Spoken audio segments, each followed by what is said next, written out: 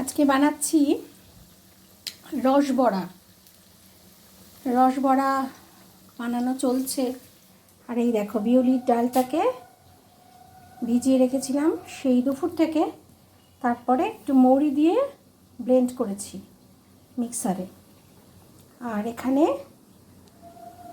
এলাচ দিয়ে গুড়ের জল করে রেখেছি। এটা এখন অনেক ঠান্ডা হবে, তারপরে দেব। এটা গুড়ের জল এলাচ দিয়ে করে রেখেছি, এলাচ একটু থেতো করে দিয়েছি।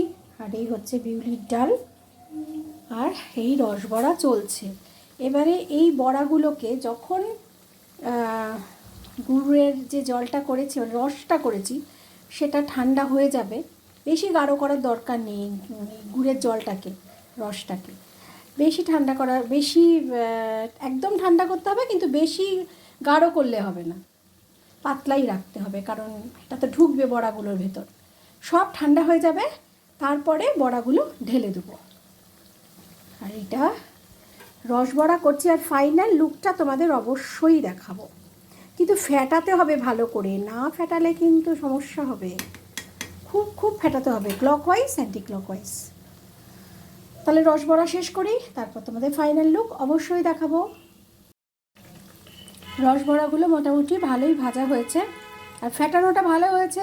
বুঝবে কি করে বলো তো? যেই তুমি তেলে দেবে না, ওটা ফুলে ওপরে উঠে যাবে, তাহলে বুঝবে। এভাবে না এই বিউলির ডাল ফেটিয়ে আমার ঠাকুমা বড়ি দিত। আমারও বড় ছাদ আছে, রোদও যথেষ্ট, বড়ি দেওয়াই যায়। আমি বড়ি প্রচুর দিয়েছি ঠাকুমার সাথে, ছোটোবেলায় ঘুরে ঘুরে বড়ি দিতাম। আর আমাদের জায়গাটা অনেক বড় ছিল, কিন্তু এখন পুতুন আর ঘটু থাকে না। দেখা যাক, এবার ভাবছি নিজেই বড়ি দেবো। বাজারে বড়ি কিনে না খেয়ে পোষায় না, বড্ড ছোটো ছোটো পাতলা পাতলা। দেখি ভাবছি এবার বড়ি দেবো।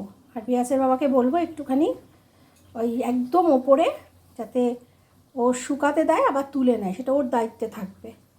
ভাবছি এবার বড়ি দেবো, যখন কড়া রোদ উঠবে তখন বড়ি দেবো। আপাতত রসবড়াটা হোক আজকে, ঠান্ডা হলে রসে দিয়ে দেবো, দেখবে কারণ ফুলে ফুলে উঠবে। তোমরা বাড়িতে সবাই নিশ্চয়ই রসবড়া করেছো। এটা হলো আমার রসবড়ার ফাইনাল লুক। বিএসএ বাবা বলছে যে একটু বড় হয়ে গেছে, কিন্তু সেদিন বারোভূতের মেলায় এক একটা এরম সাইজের বড়া, এক একটা বড়া 20 টাকা করে নিচ্ছিল। আর খুবই সফট হয়েছে। যত্ন করে রান্না করলে সফট হবে। আমার ঠাকুমা বলতো, ধীরে রান্ধে সুস্থে খায়, তাইলে গিয়া স্বাদ পায়। আমার ঠাকুমা রান্নাবান্না খুব ভালোবাসতো, ভালো করতো। আমার পিসিরাও খুব ভালো রান্না করতো, ভালোবাসতো। আমি রান্না করতে ভালোবাসি, কিন্তু খুব একটা ভালো করতে পারি না। ঘটি বাড়ি বলে উতরে গেলাম, বাঙাল বাড়ি হলে দিত কানমলা। যাই হোক, এই যে রসবড়ার ফাইনাল লুক তোমাদের দেখিয়ে দিলাম।